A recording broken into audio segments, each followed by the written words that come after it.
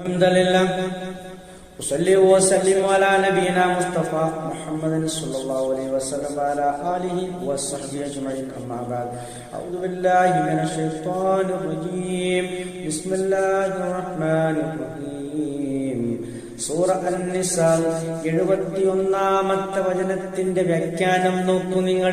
യാ അയ്യുഹല്ലദീന ആമനു, അല്ലയോ സത്യവിശ്വാസികളെ എന്ന് വിളിച്ചുകൊണ്ടാണ് അല്ലാഹു സുബ്ഹാനഹു തആല ആരംഭിക്കുന്നത്. ഖുദൂ, നിങ്ങൾ എടുക്കുവീൻ, അല്ലെങ്കിൽ കൈക്കൊള്ളുവീൻ.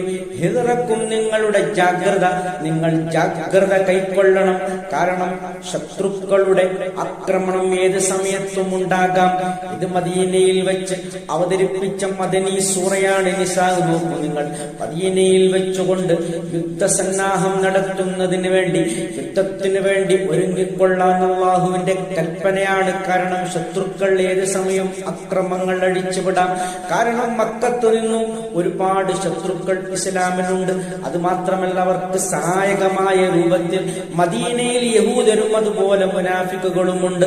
അവരൊക്കെയും ഒത്തുചേർന്നുകൊണ്ടാണ് മദീനയെ ആക്രമിക്കാനുള്ള പദ്ധതികൾ ഇട്ടിരിക്കുന്നത്. ഇതിനെതിരെയുള്ള ജാഗ്രത പാലിക്കാനാണ് അല്ലാഹു സുബ്ഹാനഹു തആല മുഅ്മിനീങ്ങൾക്ക് കൃത്യമായ സതുപദേശം നൽകുന്നത്. ഫൻഫുറു, നിങ്ങൾ പുറപ്പെട്ടുകൊള്ളുവിൻ. കുമാത്തിൻ, കൂട്ടങ്ങളായി, അതായത് സംഘങ്ങളായി പുറപ്പെട്ടുകൊള്ളുവിൻ. അവിൻഫുറു, അല്ലെങ്കിൽ നിങ്ങൾ പുറപ്പെട്ടുകൊള്ളുവിൻ. ജമീഅൻ, ഒരുമിച്ചുകൊണ്ട് നിങ്ങൾ പുറപ്പെട്ടുകൊള്ളുവിൻ.